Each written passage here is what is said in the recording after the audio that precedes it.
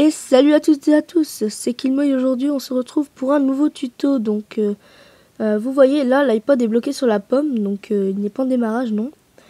Et c'est l'iPod de mon frère, donc il a bloqué sur la pomme en ayant eu un bug. Donc dans Cydia, vous voyez des fois il faut faire des resprings, donc relancer le springboard, et des fois il faut pas le faire manuellement, il faut cliquer dessus.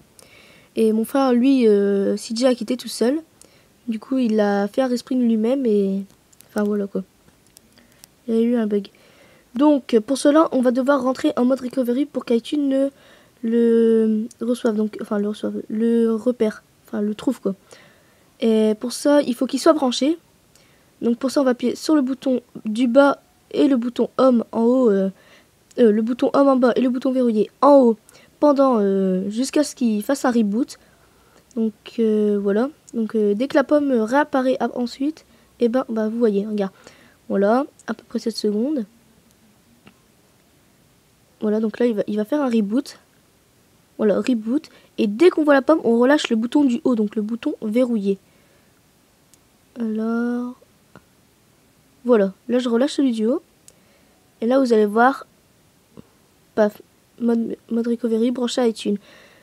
Donc voilà, donc vous voyez bien, c'est le logo iTunes. Donc c'est le même que quand il y a des bugs. Donc après, on va se retrouver sur iTunes pour savoir comment faire. Donc... Par contre, vous perdrez toutes vos données qu'il y avait dedans. Donc ça, c'est bête. Franchement, c'est vraiment bête. Franchement, c'est con. C'est con qu'on peut pas trouver une autre solution. Donc voilà, donc on se retrouve sur iTunes. Donc voilà, donc vous allez avoir sur iTunes une bannière comme ça pour dire qu'il a repéré en mode recovery. En plus, vous cliquez sur OK. Après, vous voyez restaurer. Vous cliquez sur restaurer. Donc moi, il n'est pas à jour quand je l'ai jailbreaké. Donc on le met à jour.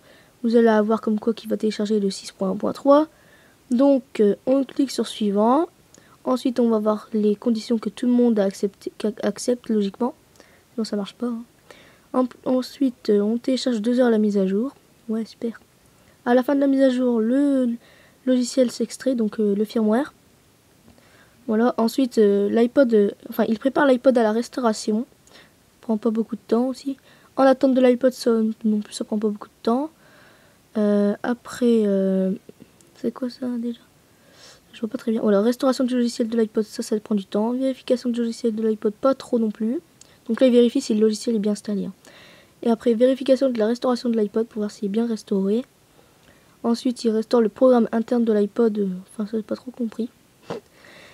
Et enfin, voilà. Donc, il faut laisser... donc, l'iPod va redémarrer. Il faudra le laisser brancher pour qu'iTunes le reconnaisse. Voilà, j'ai trouvé le mot. Donc cette méthode marche aussi pour les iPhones, iPod Touch et iPad qui se retrouvaient dans la rue. Donc c'était pour vous dire, donc bah merci. Bah salut à toutes et à tous. Bah aimez, commentez, abonnez-vous, mettez un pouce vert si c'est bien. Sinon, bah si c'est nul, mettez un pouce rouge. Bon allez, salut à tous et à la prochaine.